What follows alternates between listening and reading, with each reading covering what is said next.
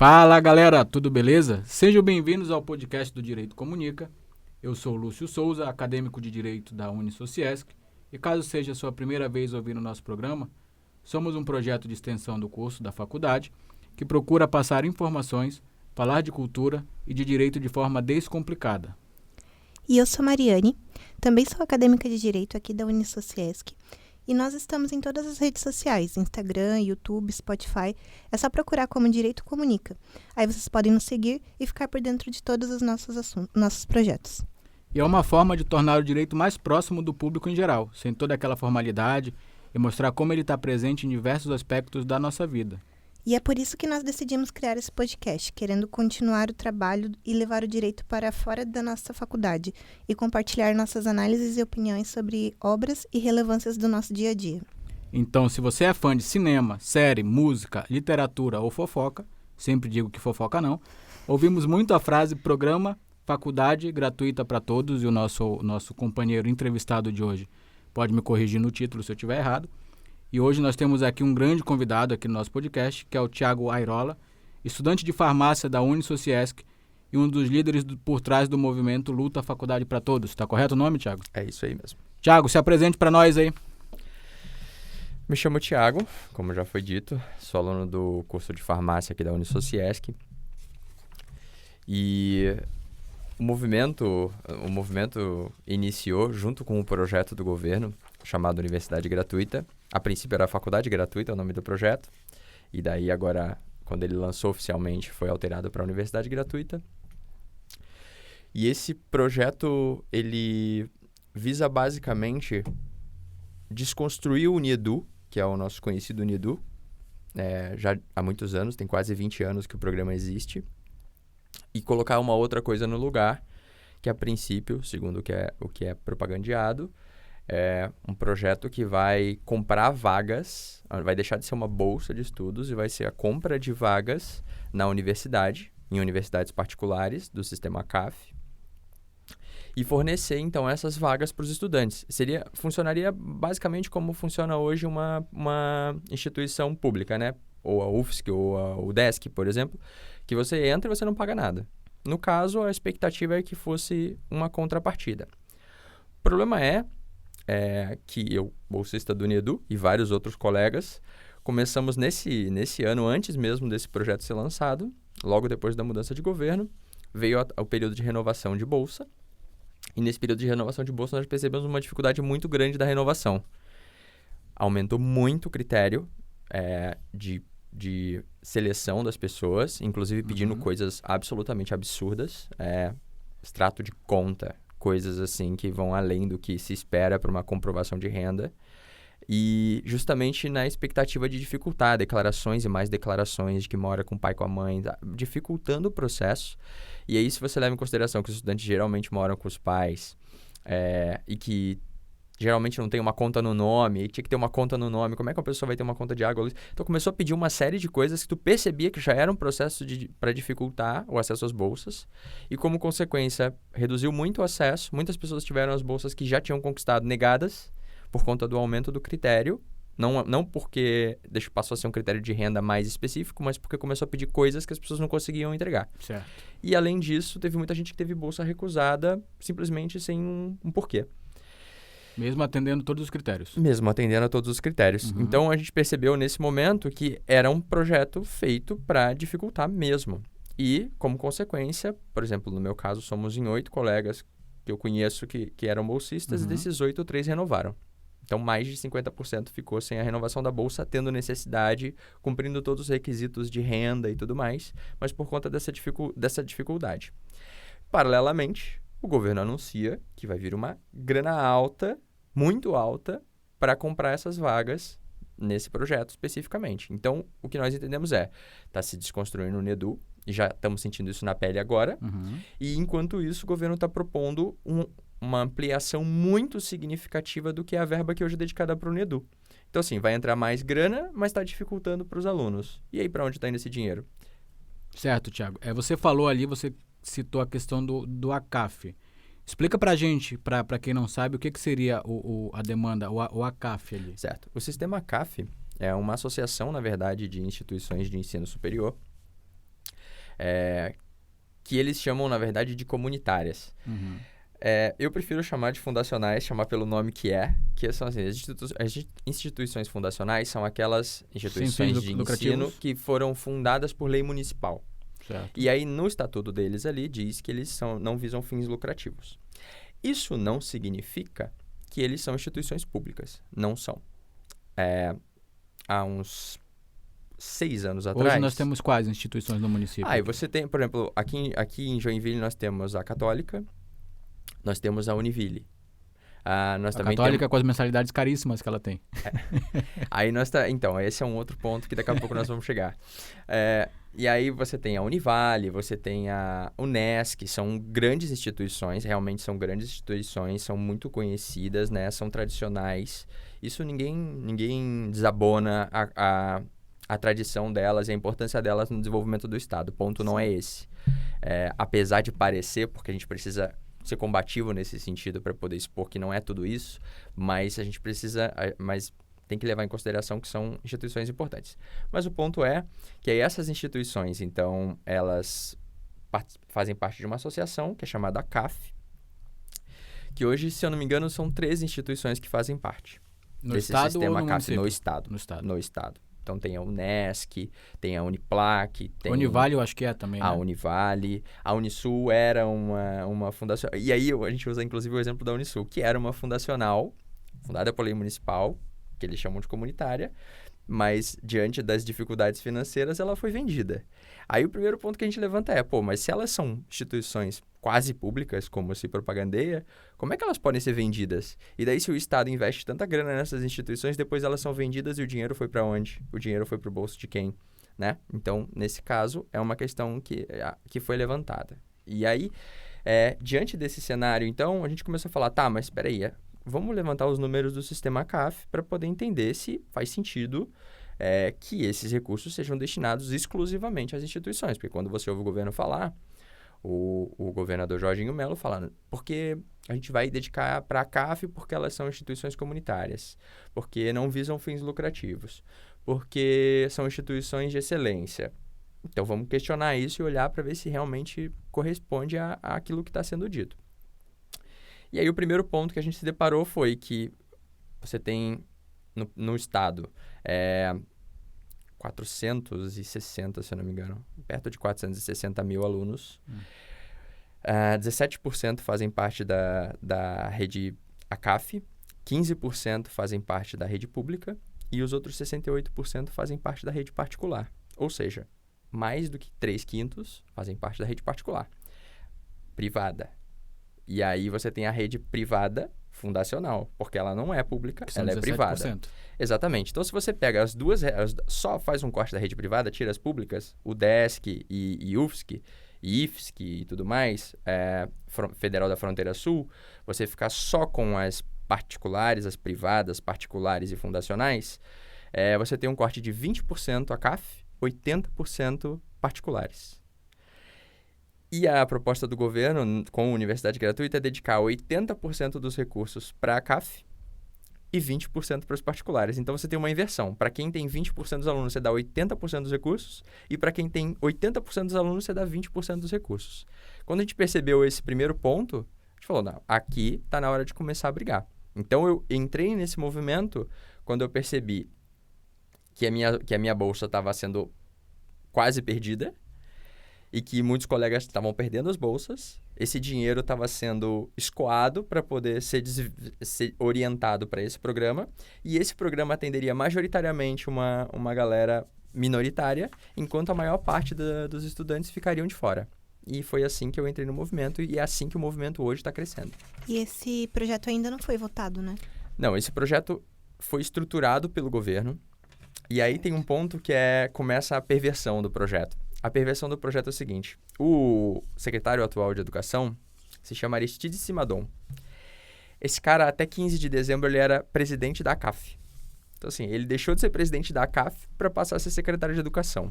E aí, poucos meses depois, saiu um projeto que beneficia quase que exclusivamente a CAF. Conflito de interesse, A gente fica perguntando se não seria um conflito de interesse ou se não seria um beneficiamento com uma política pública de uma instituição a qual ele pertence. A gente não sabe, gostaria de saber, mas no mínimo é curioso você olhar para isso tudo, para esse cenário e levantar essas questões. Então, eles conceberam esse projeto, estruturaram esse projeto e submeteram ele à LESC agora no início de maio. Então, está na LESC, mas está parado. Por que ele está parado?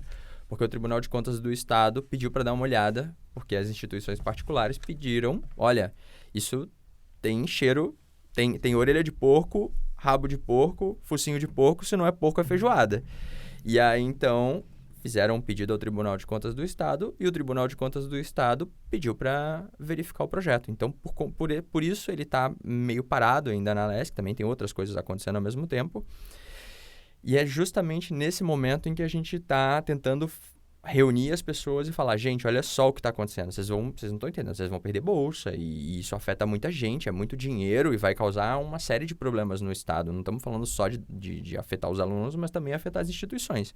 Porque, por exemplo, aqui em Joinville, vocês imaginam o seguinte, se você tem a Univille e a Católica distribuindo bolsas gratuitamente, bolsas não, vagas gratuitas, enquanto você tem a Unisociesc, a ACE, outras instituições que estão cobrando pelas vagas, os alunos vão querer ir para onde? Para onde é gratuito. Então, você cria um desbalanço no mercado que afeta não só os estudantes, mas as empresas, os professores, todo o staff das instituições. Então, assim, é um impacto que gera na economia municipal, inclusive no recolhimento de impostos, porque as instituições particulares pagam ISS, por exemplo, que é o imposto do município, se estima entre 2% e 4%. Enquanto que as fundacionais, por serem fundacionais, têm isenção de impostos.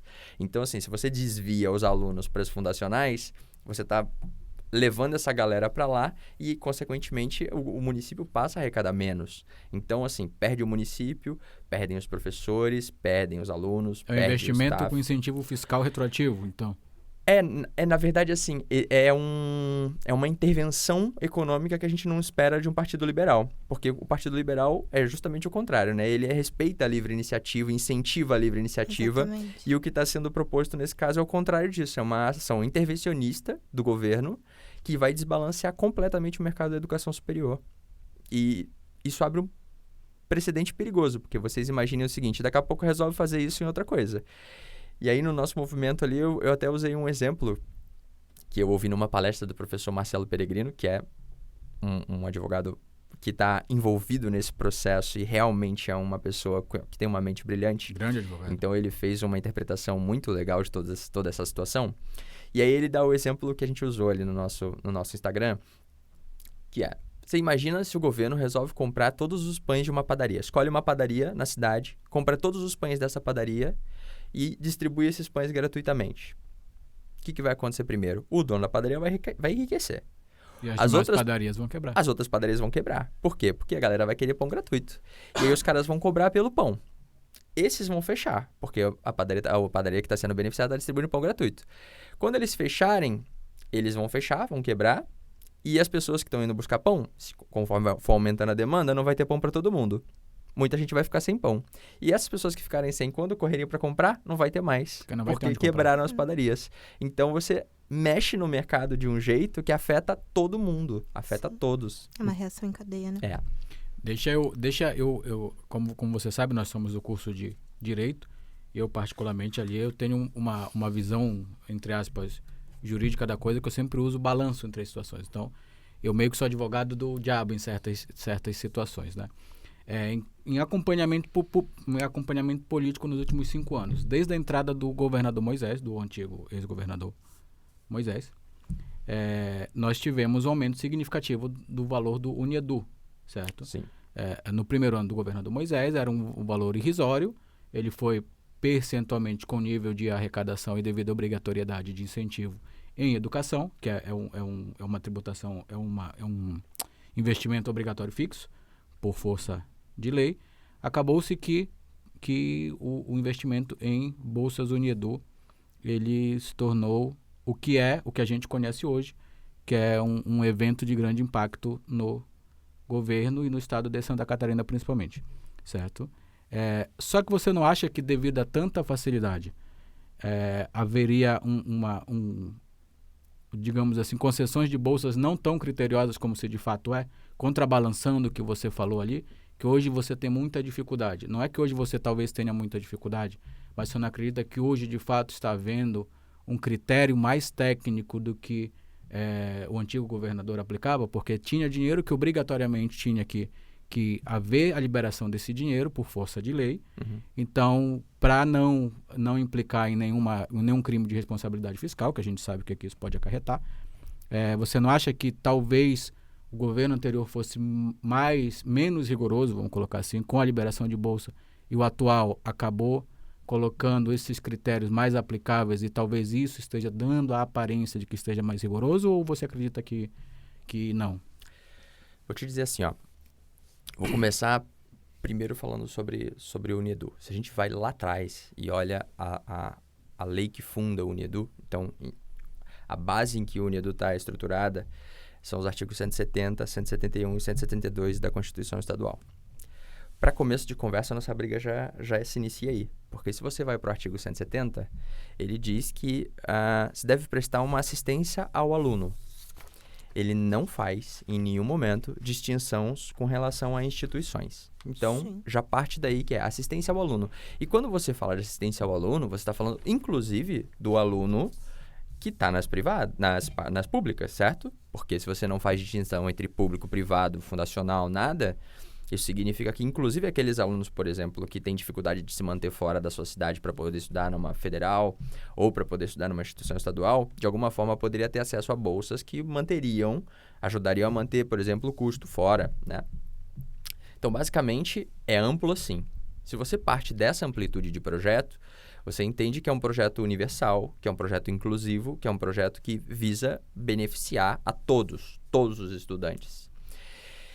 Se você vai recorrer ao artigo 213 da Constituição, que tem sido muito usado, inclusive pelo pessoal ali da ACAF, distorcendo o que é o artigo 213, o artigo 213 fala basicamente sobre as fundacionais e comunitárias, enfim, essas instituições, mas se refere à educação básica, ensino básico e ensino médio. Então, ensino fundamental e médio, né? Educação básica.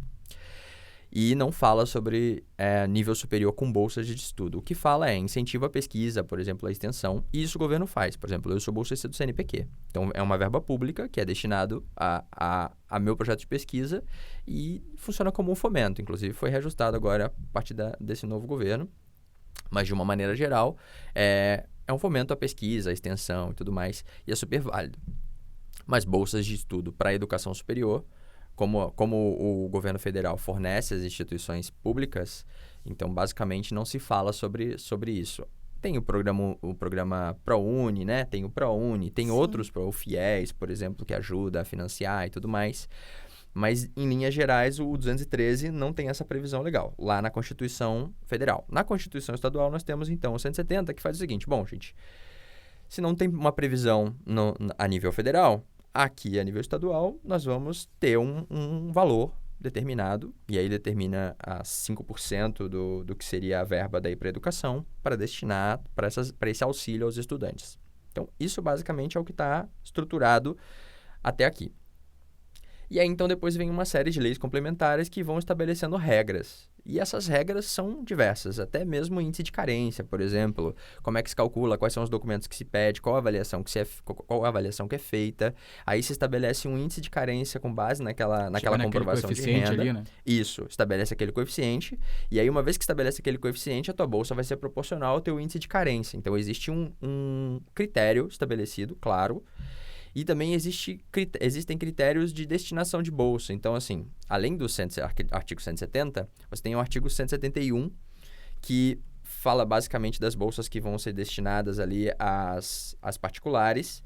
E junto com isso, ele cria um fundo. E aí, esse fundo tem várias destinações. Então, por exemplo, você tem bolsas de pesquisa e extensão, você tem bolsas de estudo, você tem verbas para licenciatura. Então, você tem uma série de determinações ali para onde vai cada coisa, os percentuais, está tudo muito claro, muito bem estabelecido. Com a entrada do governo Moisés ali, ele foi, como tu disse, ano a ano aumentando os valores, até que bateu recorde em 2022. Na verdade, por conta da arrecadação, né? Tem a questão da grana que entra, mas também tem uma questão assim, interesses eleitorais, obviamente, porque não é possível que coincida a verba mais alta com um ano de eleição. E aí vai falar assim, poxa, isso é uma característica do Moisés. Não, não é, porque o pico do Universidade Gratuita de verba vai ser 2026, que é justamente o ano que o Jorginho vai tentar a reeleição. Sim. Então, assim, é uma política pública construída para que seja colocado mais dinheiro, coincidentemente, no ano que vai haver eleição. Então, né? Todo mundo que está com a máquina na mão vai tentar, de alguma maneira, fazer essa transferência de recursos. Dei essa volta toda para chegar no ponto que é o seguinte. Se você pegar hoje o projeto Universidade Gratuita, ele é muito menos criterioso, mas muito menos criterioso que o Uniedu. Inclusive, assim, dá pena de ver o quanto que o projeto vai ser depredado, a estrutura do projeto vai ser depredado para poder se construir a Universidade Gratuita. Todos esses critérios de renda, eles vão ser trocados por um projeto chamado Índice de Comprometimento de Renda. O que é o Índice de Comprometimento de Renda? Vamos pensar o seguinte. Junto com isso tem outras regras, mas tipo assim, uma regra inclusive que o teto para a medicina vai ser 20 salários mínimos. Então, o aluno pode ter gratuidade na medicina se a renda bruta familiar for de até 20 salários mínimos. E para todos os outros cursos, 10 salários mínimos. Então, nós estamos falando aí na faixa de 13 mil para todos os cursos e 26 mil para medicina. Carente o aluno de medicina que ganha 26 mil, né? E aí, além dessa regra, tem a perversão, que é você deixa de estabelecer um índice de carência, então, que é baseado em renda per capita e todos aqueles documentos, para estabelecer um índice de comprometimento de renda. Aí eu te pergunto o seguinte, um aluno de medicina que ganha 26 mil. Você imagina uma família que ganha, sei lá, 25 mil de renda bruta, tá? 3 pessoas. Mas o aluno quer fazer medicina, o estudante quer fazer medicina. E aí a mensalidade é 13 mil. Então, o comprometimento de renda vai ser maior do que 50%, certo? Sim. Enquanto isso, se você pegar uma família que tem uma renda per capita, 3 pessoas, 6 mil reais, e aí o cara quer fazer um curso que custa R$ 1.500, fisioterapia, psicologia, alguma coisa assim do tipo, Direito. O comprometimento de renda é de 25%. E aí, então, assim, quem é mais carente? Quem é mais carente é o aluno que quer fazer fisioterapia, psicologia, direito. Mas quem que é o que tem maior... Na matemática vai ser o de medicina. Mas quem é que tem o maior comprometimento de renda? O de medicina. Então, você percebe que deixa de ser um critério de carência do estudante para ser um critério de comprometimento de renda. Isso não significa carência. Então, é um projeto construído, podemos afirmar isso com certeza se você olha todos os critérios, construído para transferir... Direcionar a renda, direcionar o benefício para quem tem menos necessidade. Não é um projeto que visa entregar bolsas para quem mais precisa. Você entende? Eu uso muito um termo, acho que desde a minha 6ª série, quando eu aprendi, que é a plutocracia, né? Seria esse um projeto plutocrata, então? É isso. A gente taxa ele como Robin Hood às avessas. Vai tirar de todo mundo para poder dar para os mais ricos. Então, a estrutura é essa. Isso a gente pode afirmar com certeza. Por quê? Porque se você for pegar... Primeiro que se você pega o perfil dos estudantes da ACAF, se você traça o perfil socioeconômico, a gente tem ali baseado no censo 2021, e em todas as faixas de renda, eles são mais abastados do que os estudantes das particulares. E aí é uma falácia que se tem hoje, que você imagina o seguinte, as instituições públicas são aquelas que atendem aos pobres, e as particulares são a que atendem aos que têm grana. E a ACAF está no meio. Mas, na verdade, não é assim que funciona. Os mais ricos estão nas públicas. Por quê? Porque é o cara que estudou em escola particular a vida toda. Fez cursinho. É o cara que fez cursinho Sim. e que consegue passar num vestibular disputadíssimo, ocupar os primeiros lugares e alcançar. Então, existe hoje... Que é a pessoa que basicamente só estuda, né? É a pessoa que basicamente só estuda, exatamente. Então, tem condições de se manter fora da sociedade. Então, assim, é bastante excludente hoje o que acontece com as públicas. Então, esse projeto, ele, na concepção da ideia, seria maravilhoso, porque ele vai fazer o seguinte, a pessoa que não consegue sair da sua cidade para estudar, tem que pagar uma faculdade, trabalha para pagar uma faculdade, poxa, essa pessoa às vezes tem a capacidade para poder alcançar um resultado incrível na faculdade e alcançar um nível de formação que vai levar ela para um outro patamar social. E, de repente, o que falta para ela é a oportunidade. Então, viria esse programa e faria assim, não, a gente vai te dar, então, essa oportunidade, tu estuda numa particular, o governo paga, e aí, no final, lá você dá uma contrapartida, enfim, em serviços e tudo mais, e você está formado. E aí, a partir dali, o seu salto social é praticamente inevitável, porque você consegue ter um nível de formação superior, vai melhorar o seu salário, vai melhorar a sua condição socioeconômica e, consequentemente, a sua posição social acaba mudando, né? Então, é uma maneira de não só produzir mais pessoas qualificadas, mais cidadãos qualificados no estado inteiro para poder cumprir as mais diversas funções nas mais diversas empresas e tudo mais que a gente tem. Além disso, seria bom para o estudante, todo mundo ganharia. Mas isso já não existe com o Uniedu? Então, existe com o Uniedu. O ponto é que o Uniedu, hoje ele dá bolsa parcial, ele não dá uma bolsa integral. E a proposta do Jorginho seria a gratuidade. Deixa eu fazer um adendo aqui, de desconhecimento meu mesmo. O Uniedu não tem nenhum artigo a bolsa integral. Você pode dar bolsa integral. Ali o ponto de corte do Uniedu é 25%. A bolsa não pode ser menor do que 25% do valor da mensalidade. Mas se você quiser, por exemplo, distribuir em gratuidade essas bolsas, é possível você distribuir em gratuidade. A questão é, o que as instituições acabam fazendo? Elas acabam pulverizando esse desconto para poder reduzir o valor das mensalidades e permitir que mais pessoas ingressem. Então, é melhor para as instituições particulares hoje. Acaba sendo mais interessante você pulverizar esse valor que recebe e dar bolsa para mais gente, todo mundo conseguir pagar menos e ingressar, do que às vezes você dá gratuidade para um enquanto o outro fica de fora porque não tem condição de pagar. Então, é uma estratégia. O que o governo está fazendo é o seguinte, tirando essa possibilidade, falando, não, ou é gratuidade ou não é nada. Nas particulares, vocês podem continuar dando bolsa, o problema é de vocês, mas o recurso vai ser pequenininho. E na CAF, é gratuidade ou nada. Então, ou você tem 100% de bolsa ou você não tem nada. E aí, assim, até mesmo para os estudantes da CAF, e aqui fica uma mensagem para os colegas da CAF, que quando a gente está brigando, todo mundo pensa que é uma briga contra a CAF. E não é. O que a gente está pedindo é igualdade de direito para todos os estudantes. Afinal de contas, todo mundo paga imposto, todo mundo tem direito de receber de volta. Aí fala assim, mas a instituição particular, o lucro vai para hold, não sei das quantas. Aí tem dois papos que são bem... Eu não gosto de entrar nessa conversa porque, assim, a gente não está discutindo o benefício à instituição, a gente está discutindo o benefício ao aluno. Se você for olhar, por exemplo, o tamanho da estrutura de uma instituição como a CAF, que a estrutura é quase uma estrutura pública, então tem uma galera trabalhando lá dentro, salários inchados e tudo mais, esse dinheiro não vai para o bolso de um acionista, mas vai para o bolso de um reitor, que ganha uma grana absurda e que não é nem obrigado a dizer quanto ganha, porque como eles são fundações de direito privado, eles não têm a obrigação de dizer quanto que ganha um reitor. Então você não sabe. Por exemplo, há 6 anos atrás, teve um vereador, se eu não me engano, que foi lá e denunciou falando que o reitor da Univale ganhava mais de 60 mil. E aí, então, pediu-se para que o reitor falasse, olha, então deixa a gente ver, né? Não. Aí a Univale falou assim, não, a gente é uma fundação de direito privado, a gente não tem obrigação de divulgar. Então eles querem dinheiro público, eles querem se financiar com dinheiro público, se estruturar com dinheiro público, mas eles não querem ter a transparência de um setor público. Eles têm transparência com relação às contas, mas não com relação aos salários. Então, assim, eles não prestam esse esclarecimento à população. E não prestando esse esclarecimento à população, significa que eles são de caráter privado. Então, se eles são de caráter privado, eles têm que arcar com as consequências disso. Se eles querem ser públicos, que eles sejam públicos.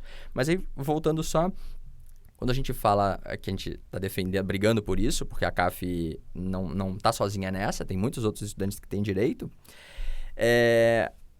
esses estudantes pensam que a gente está contra eles. Só que eles não pararam para se perguntar que é o seguinte, quem está lá dentro hoje tem Uniedu, bolsa parcial. Hoje eles têm Uniedu. A partir do momento que esse projeto começar a rodar, o que vai acontecer com a bolsa do Uniedu deles? Será que eles já pararam para se perguntar? Porque ou vai ser gratuidade ou nada. Só que a faculdade vai ter que dar gratuidade para quem entra. Então essas bolsas não vão ser distribuídas todas para quem está lá dentro. E hoje já tem muita gente lá dentro que é bolsista. E essas pessoas vão ficar com as bolsas? Vão ficar sem. As bolsas de pesquisa, porque no projeto não diz nada sobre pesquisa, fala bolsa de estudos. Não tem projeto, não fala sobre bolsa de pesquisa, nem extensão, nem licenciatura, nem nada. Todo aquele critério do Uniedu que eu estava falando, que é bem elaborado, ele se dissolve e o que se fala é gratuidade para os estudantes através de bolsas de estudo. Ponto. E aí, ninguém sabe o que vai acontecer. E quem está lá hoje fazendo medicina, por exemplo, é bolsista do Uniedu. Será que vai continuar com a sua bolsa? Vai ter gratuidade? Vai continuar? Vai perder? Como é que vai ser? Ou vai ser tudo ou nada? Então, assim, isso não está claro. Não é explicado por esse projeto. Então, quando a gente defende os estudantes, a gente está defendendo, inclusive, os estudantes da CAF que não se deram conta disso. Eles ficam repetindo o discurso que é passado para eles, de que, nossa, vai ser maravilhoso, gratuidade, porque nós somos comunitárias, porque a gente faz muito serviço à comunidade, porque não sei o quê, nós somos quase instituições filantrópicas e maravilhosas, e eles não pararam para pensar o que vai acontecer com eles assim que esse projeto for aprovado. Então, seria interessante, e fica aqui o questionamento, se perguntem o que vai acontecer com a bolsa de vocês, bolsistas do Unedu que estão dentro da CAF, seria interessante. É isso aí, galera. Para quem está nos acompanhando, estamos aqui com o mestre do assunto no momento, aí, Thiago Airola, que está dando uma aula para a gente ali tirando dúvidas a respeito do projeto. E agora nós vamos fazer umas perguntinhas ali, selecionamos 6 perguntas que os nossos amigos internautas ali enviaram para a gente. E nós temos aqui 6 pontos, alguns já foram esclarecidos, inclusive, mas vamos voltar ali à tona com alguns deles para ficar mais claro ainda. Mais uma vez eu gostaria de agradecer a presença do nosso amigo Thiago, que disponibilizou aí um período da tarde para nos dar essa aula. E agradeço também a presença da nossa colega de estúdio aqui, do pessoal da Unisociesc, que disponibiliza para a gente o estúdio de áudio.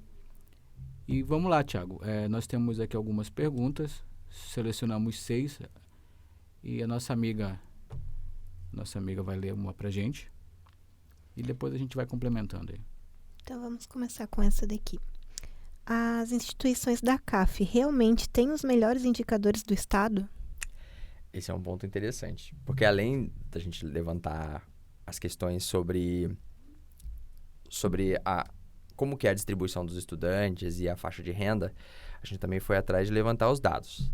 E aí por exemplo, quando você vai discutir sobre isso, você vê alguns estudantes da CAF bastante nervosos, falando assim: nossas instituições são as melhores, nossos professores teriam plenas condições de estudar de dar aula nas públicas, e nossa educação é de excelência, e parará e tal.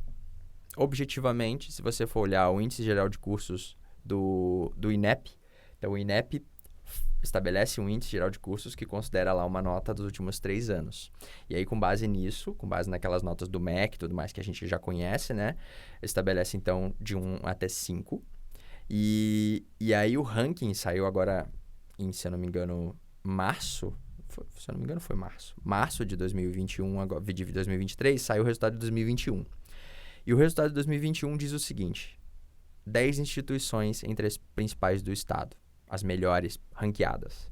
Dessas melhores ranqueadas, 4 são públicas. Então você tem a Fronteira Sul, Federal da Fronteira Sul, você tem a UFSC, você tem a UDESC e você tem o IFSC, que todo mundo conhece. UFSC em primeiro lugar, obviamente, né? E ainda você tem a UDESC e tudo mais. E aí você tem 5 instituições particulares. 3 campos da Unisociesc, 1 da Unisul e 1 da Faculdade de São Luís. E você só tem uma da CAF, que inclusive está ocupando a lanterninha. É o 10º lugar. Então, objetivamente, se você olha pelo critério do INEP, você vê que não é a instituição. As instituições da CAF não estão melhor ranqueadas entre as maiores.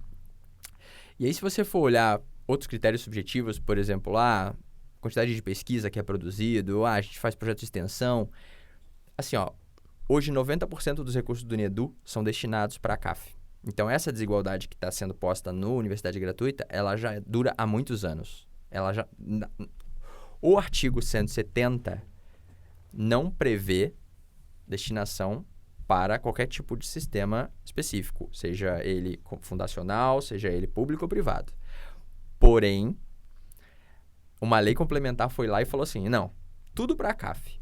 Aí, briga dos estudantes. Anos depois, 2008, se eu não me engano, sai uma lei complementar que fala, não, 10% para os particulares, então. Só que há 20 anos atrás, com menos, 15 anos atrás, você tinha uma outra distribuição, né? Que as fundacionais eram muito mais presentes, enquanto as particulares eram muito menos presentes. Nesses 15 anos, a coisa mudou completamente. Hoje são 300 mil estudantes que fazem parte das particulares, enquanto você tem quase 70 mil das fundacionais. Então, assim, é muito mais. É 5 vezes mais. Então, esse perfil, hoje a distribuição do Unedu já é desigual. E aí, os caras recebem 90% dos recursos para atividade de pesquisa e extensão, por exemplo. E eles dizem que eles fazem 600 mil atendimentos. O Centro Integrado de Saúde da Unisul, que foi inaugurado recentemente, faz 180 mil atendimentos num ano. Então, assim, se só o Centro Integrado da Unisul faz 180 mil atendimentos no ano, são 106 instituições particulares, se você multiplica, você imagina quanto é que dá em atendimento à comunidade. Os caras estão dizendo que fazem 600 mil. Então, é pouco. É pouco, primeiro, em quantidade, e é pouco pelo tanto que eles vêm sendo beneficiados há 15 anos, com 90% dos recursos do UNEDU, eles deveriam estar fazendo 3, 4, 5 vezes mais que isso. Então, assim, fazem pouco pelo que recebem e dizem que isso é uma vantagem. Não é uma vantagem, é uma obrigação. Então, assim, eles deveriam estar fazendo muito mais. Então, se eles não têm as melhores instituições ranqueadas, se eles não prestam tanto serviço quanto eles poderiam, você imagina se esses recursos fossem melhor distribuídos, então, quanto que, de repente, as particulares poderiam estar melhor? Porque dentro da particular tem muito estudante que precisa trabalhar, porque não tem bolsa. Se ganhasse bolsa, poderia se dedicar mais ao estudo. Podendo se dedicar mais ao estudo, poderia produzir mais ciência, poderia fazer mais atividade de extensão e, consequentemente, ter mais produção, entrega à sociedade. Né? Exatamente. Benéfico. Então, o que seria o justo? O justo seria que a gente não estivesse falando sobre instituições, e sim sobre estudantes. Esses recursos vão ser distribuídos para os estudantes dentro de uma faixa de renda específica, dentro de condições específicas, estabelece critério para pesquisa, extensão, licenciatura e tudo mais, e o aluno escolhe onde quer estudar. E aí as instituições que vão ter que correr atrás para oferecer as melhores condições, melhor infraestrutura, para que esse estudante possa ali escolher aquela instituição para poder se desenvolver. Porque o que acontece é o seguinte, hoje, das 5 melhores instituições entre as 10 ali são particulares, esse estudante que recebe uma bolsa da universidade gratuita não pode estudar em nenhuma delas. Então é o Estado privando o estudante de estudar nas melhores instituições do Estado, mesmo sendo particulares, porque quer escolher onde o estudante tem que estudar. É um absurdo, sendo que o imposto é de todo mundo. Com toda certeza. Isso aí. Agradecendo aqui a pergunta do @Manu Ferreira, e também já @Guto Gingi fez uma pergunta que já foi respondida, o que significa esse movimento. Eu vou juntar 2 perguntas aqui, da @Manu Ferreira e do @André Lioto, Andrew Lioto, que uma complementa a outra, na verdade. Se for aprovado o Faculdade para Todos, como fica a verba do UNEDU e se o ProUni pode ser afetado também? O ProUni não tem afetação porque é um programa federal, né? Então, quem tem bolsa do ProUni não perde nada nesse caso. Com relação ao UNEDU, para a universidade gratuita existir, o UNEDU precisa deixar de existir. Então, uma coisa vai ser construída em cima da outra, porque as leis complementares vão ter que ser revogadas para estruturar o UNEDU, até porque senão ele passa a ser um projeto inconstitucional. Porque lá está distribuído 60, 10, todos esses recursos, como a gente estava falando ali, para pesquisa, extensão e tudo mais. E aí, nesse caso, desconstruindo o UNEDU, a princípio se fala que vai haver uma transição. Essa transição não está clara no projeto que está tramitando lá na LESC. Então, pode ser que depois venha alguma lei complementar que preveja como é que vai acontecer essa transição de um programa para o outro. Mas o fato é, para as particulares, pode ser que a transição de um programa para o outro seja um pouco mais tranquila. Para as fundacionais é que vai ser problemático, porque eles não vão ter mais acesso a bolsas parciais. As bolsas parciais continuarão sendo um atributo exclusivo passarão a ser um atributo exclusivo das particulares. Dentro das fundacionais o que vai ter ou tudo ou nada, ou é 100% ou é 0%. E aí não está claro. Voltando àquela situação de que quem tem bolsa hoje pode inclusive perder. Exatamente. E aí isso não está claro. Então, por isso que eu digo que seria interessante que os próprios estudantes da ACAF começassem a fazer esse questionamento. Então, quem está aí na Univille, na Univale, começa a perguntar. Fala, olha, tá aí minha bolsa. O que vai acontecer com a minha bolsa? Eu vou ter até o final do ano, porque renovou o contrato agora, né? Então, quem renovou o contrato até o final do ano está garantido. A princípio, pelo que diz o governo Jardim. Apesar de botar para rodar esse projeto, vai começar a rodar no segundo semestre, é o plano do governo. Mas diz ele que até o final do ano os contratos serão respeitados. Virou o ano, vai acontecer o quê com quem é bolsista do UNEDU dentro das fundacionais?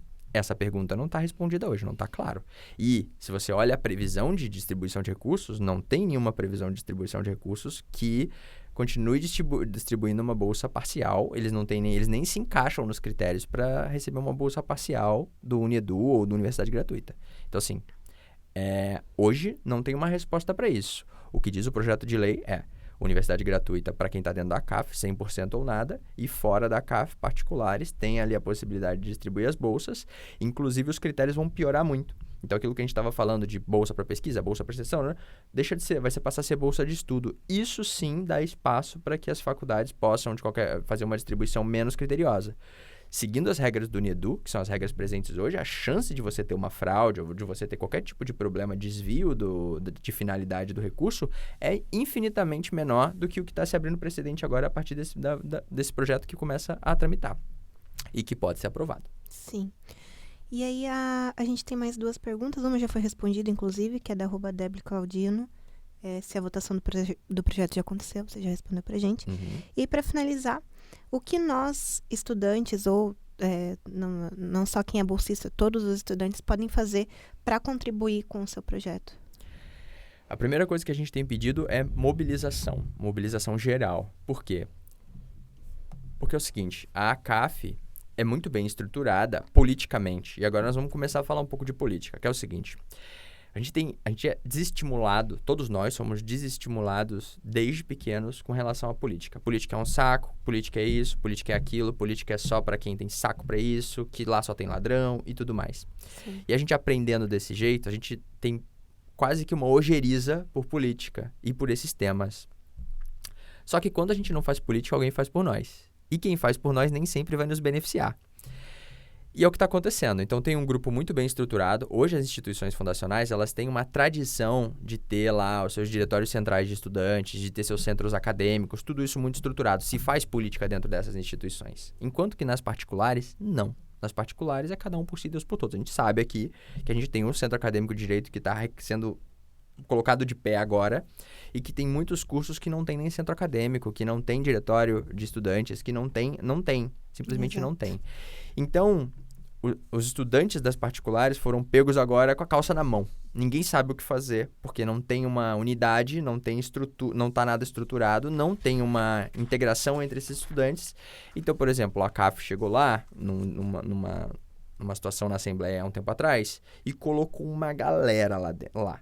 E aí fica parecendo que eles têm muitos estudantes. E toda a narrativa é nesse sentido. Tipo, não, que imagina, negando os dados. Dados de censo da educação. Os caras negam esses dados, dizendo que privadas têm menos estudantes, inclusive, que a maioria é EAD, e não é verdade. Inclusive, nos cursos presenciais, o número de estudantes nas particulares supera o da CAF.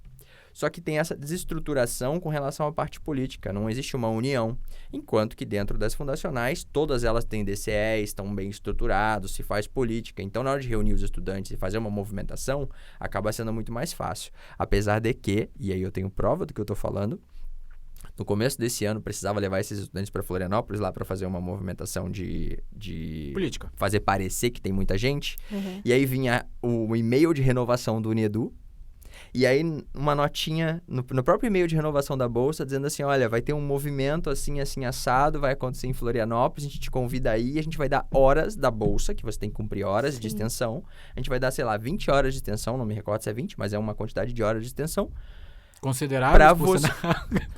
Consideráveis, por sinal, porque assim, essas horas são para você fazer atividade à comunidade. Sim. E aí os caras estão desviando a finalidade para levar os caras para Florianópolis para poder fazer uma movimentação estudantil parecendo que é um movimento orgânico, quando na verdade assim, se você está recebendo um e-mail de renovação de bolsa, te fazendo um convite desse, no mínimo você vai se sentir desconfortável de não ir, porque estão renovando a sua bolsa. Sim. Aí você pensa assim, e se eu não for? Estão cobrando um favor. E se eu não for? O que será que vai acontecer comigo? Foi denunciado isso à época? Então, na verdade, assim, não foi denunciado, mas a gente já colocou isso pra rolo, assim, né? Botamos, e agora, provavelmente na semana que vem, nós vamos fazer uma postagem falando sobre contrapartida. E nessa postagem sobre contrapartida, nós vamos trazer esse ponto. Falar assim, hoje já existe um desvio de finalidade. Você imagina quando o cara tiver gratuidade, o cara vai ser refém. Porque, assim, a tua gratuidade que pode, de repente, se perder e você tem que pagar 100%. Aí você imagina, você é um estudante de medicina que paga 13 pau por mês e de uma hora para outra alguém resolve tirar a sua bolsa. Você não termina. Porque são, sei lá, 150 mil reais por ano, 6 anos de curso.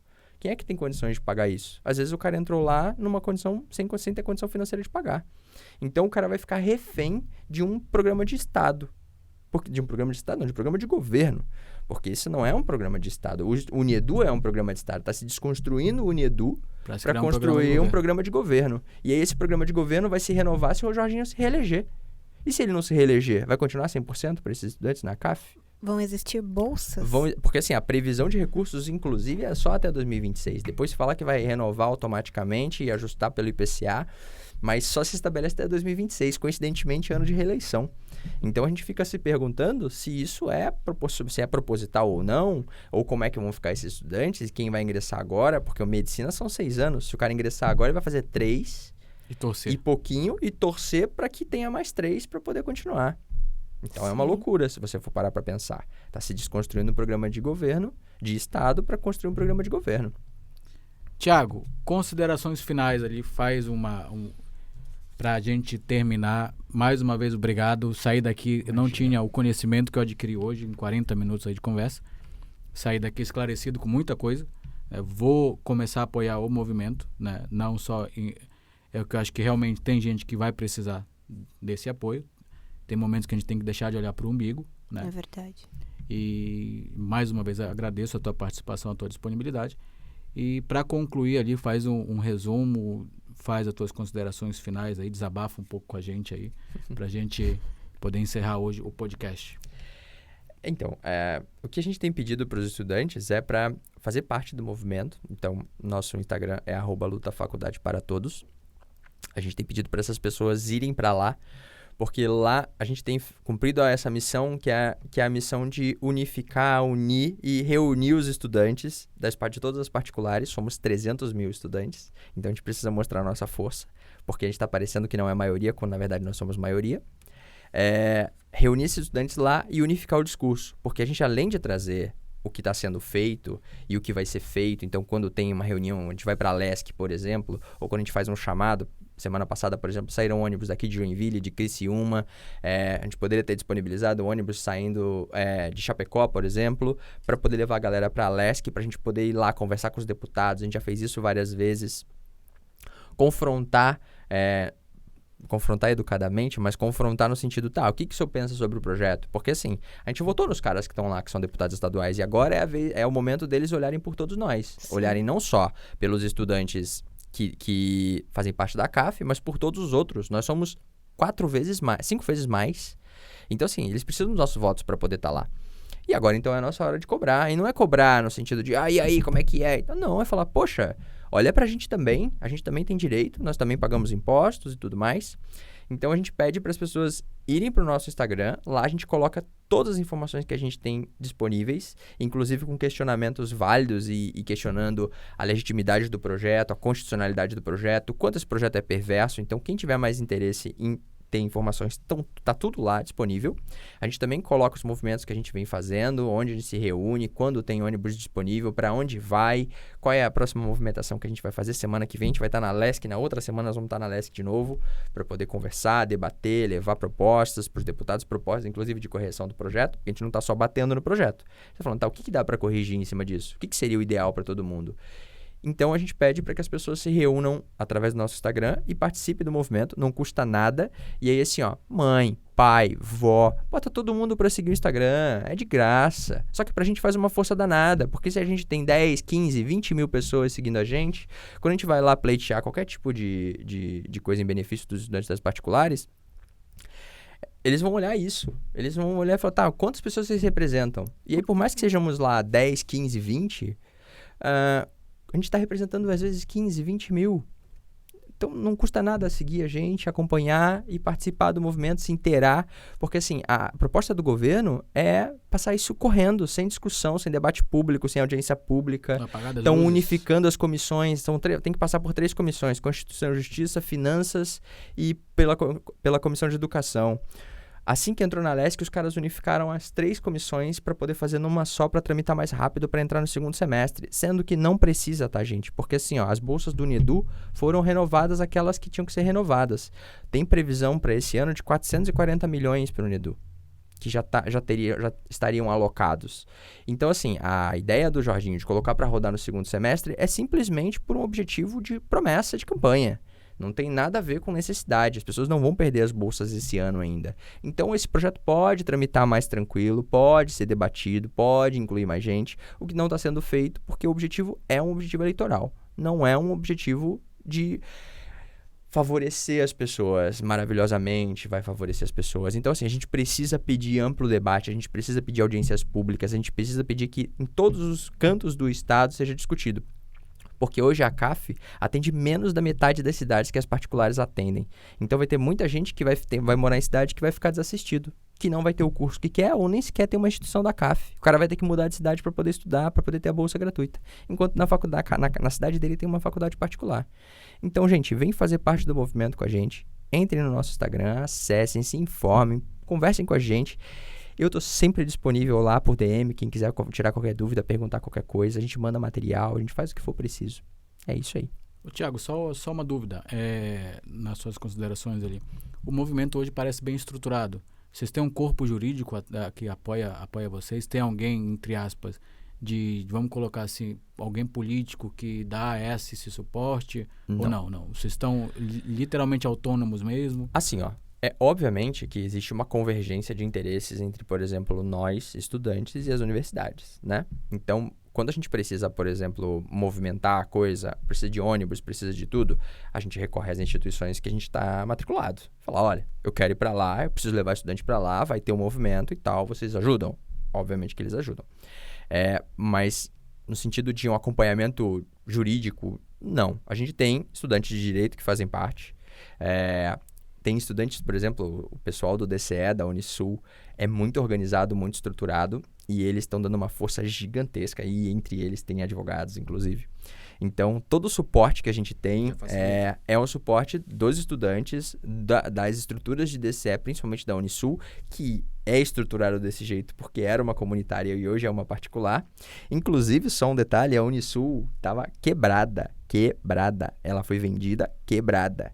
E hoje ela está ocupando o 4º lugar no ranking das 10 melhores, depois que ela foi vendida. Então, isso mostra que a iniciativa privada, em alguns casos, acaba sendo mais eficiente do que a fundação.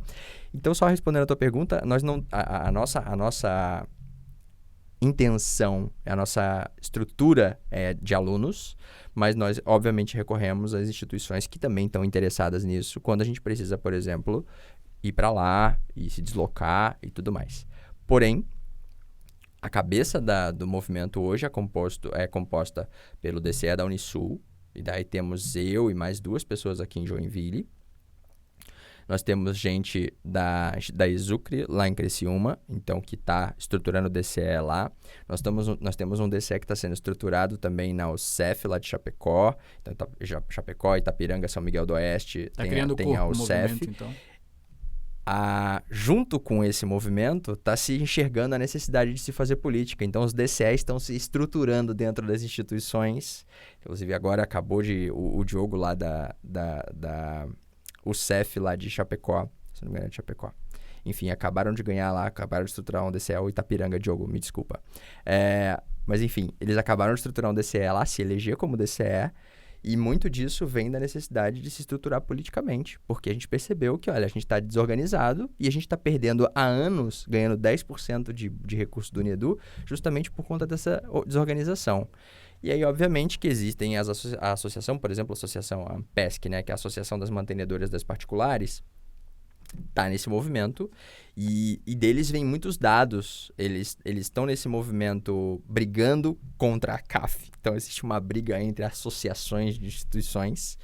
E a gente, nesse caso, a gente se enxerga como um pouco afastado dessa briga, porque a gente entende que tem, por exemplo, estudantes da UDESC que vão perder com isso, como do artigo 171, hoje lá, 10% dos recursos vão para o UDESC. Nesse projeto, esses 10% não vão mais. Ou seja, a UDESC vai perder 10% de recursos, que, olha, é uma grana considerável, assim. Nós estamos falando aí, se eu não me engano, de 20 e poucos milhões no ano. E a gente também sabe que tem estudante da CAF que vai perder com isso. Então, o nosso movimento é para todo mundo. O nosso movimento é um movimento estudantil. A gente não existe uma briga entre particulares e fundacionais na nossa perspectiva. O que a gente precisa fazer é desconstruir as mentiras que estão sendo contadas pelas fundacionais para justificar o que é injustificável, que é pegar 80% dos recursos tendo 20% dos alunos.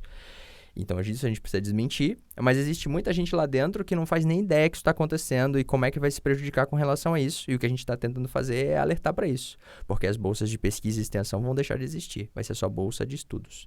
Então, o nosso movimento é para todo mundo, inclusive para quem está dentro da CAF. Mariane, alguma pergunta, considerações finais para nós estarmos encerrando? Eu agradeço, Tiago, por ter participado aqui com a gente hoje. As perguntas que eu tinha eu já fiz, você esclareceu muito. Eu também não conhecia muito bem sobre o projeto, até porque eu também não sou bolsista. A gente tem... o ser humano tende a não pesquisar aquilo que não atinge ele diretamente, o que é um erro. Então, se você está escutando isso agora e você não é bolsista, apoie. Futuramente você pode vir a ser, porque ninguém precisa parar na primeira graduação. Enfim, é isso. Muito obrigada por ter vindo. Muito obrigada a você também, Lúcio, por ter se disponibilizado essa tarde. E não se esqueçam de seguir a gente no Instagram. O nosso Instagram é @direitocomunica. Tiago, reforça o teu Instagram também aqui pra gente. @Luta Faculdade para Todos. Dá uma força aí pra gente, galera. E para finalizar, eu aqui, Lúcio Souza, né? @Lúcio_Demudo Souza. Agradecer o Tiago mais uma vez, agradecer a nossa colega Mariane. Mais uma vez dizer que eu saí daqui esclarecido. Vocês ganharam um apoiador, né? Fora aqui do ar a gente conversa melhor. Segue a gente lá na rede social. Eu acredito que quem ficou com dúvida, procura os nossos arrobas aí, que a gente vai tentar ajudar, vai tentar esclarecer. Essa conversa aqui poderia ir por mais 2, 3 horas de tempo, porém a gente tem horário com estudo, com o estúdio aqui, a gente tem que liberar o pessoal que está fazendo o suporte. E por enquanto é isso, meus amigos. Mais uma vez, muito obrigado. Acompanhe a gente nas redes sociais, Spotify, YouTube, Deezer, todas as plataformas de streaming. E até uma próxima, se assim nos for permitido.